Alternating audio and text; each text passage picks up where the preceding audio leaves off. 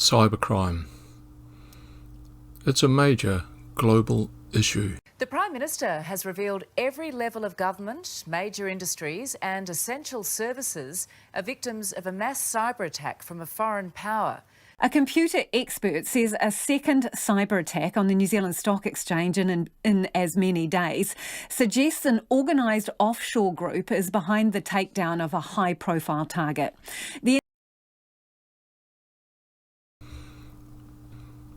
State-sponsored cyber attacks even seek to undermine the entire democratic process. A new warning from the FBI now to state election officials after recent hacking attacks on voting systems. U.S. intelligence officials tell NBC News that Russian-based hackers have been trying to break into voter registration databases in Arizona and in Illinois, where data from as many as 200,000 voter records may have been accessed. No country is exempt. Not even century-old bonds forged in blood.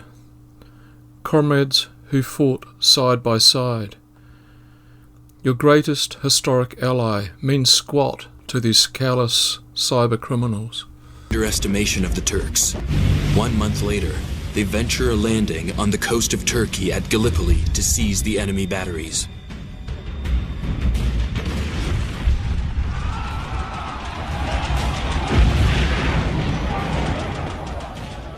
On April 25, 1915, the Anzacs, the Australian and New Zealand forces, together with British and French contingents, are dropped on the narrow beaches.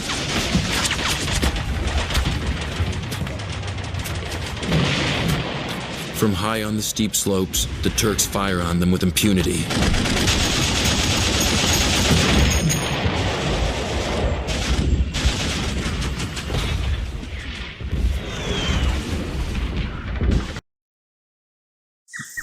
Nothing is sacrosanct to these hackers. Not even the most important annual election held in New Zealand. The bird of the year.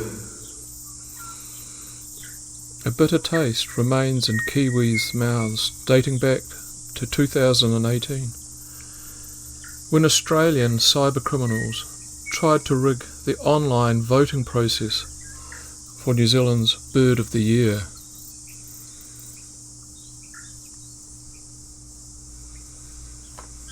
Rather than casting hundreds of legitimate votes for the major contenders that year, say the eventual winner, the Kiraroo, or say the Kakapo, or the Black Robin, all of which are regular top 10 performers.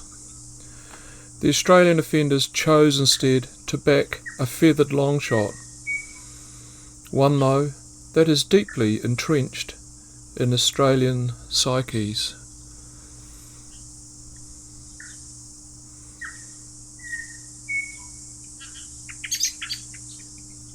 The Shag. Oh yeah. Yeah, baby. Yeah. Oh.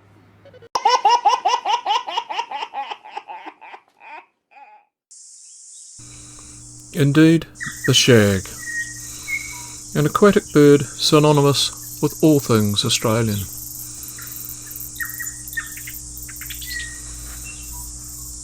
Thankfully, this trans-Tasman subversive plot was quickly foiled. The sudden spike in votes and their origins spotted. The correlation was all too obvious for the scrutineers from New Zealand Forest and Bird Society, the organisation behind the annual competition.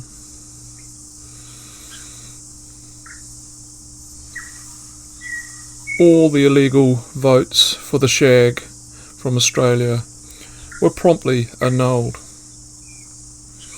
Indeed, when the legitimate votes were counted, the Shag finished a disappointing 38th place, over 5,000 behind the winning Kiraroo, pictured in front of you.